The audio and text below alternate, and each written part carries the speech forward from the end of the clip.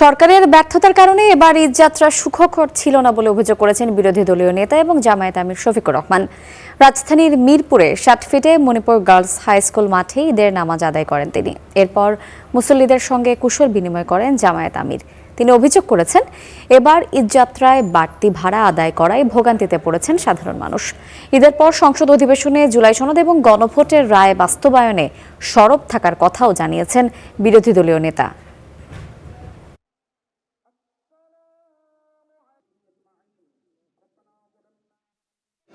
ইনশাআল্লাহ আল্লাহ তাআলা আমাদের উপর রহম করুন। আমাদের 30 দিনের এবং অতীতের ফেলে আসা সারা জিন্দেগির ইবাদতকে আল্লাহ কবুল করুন।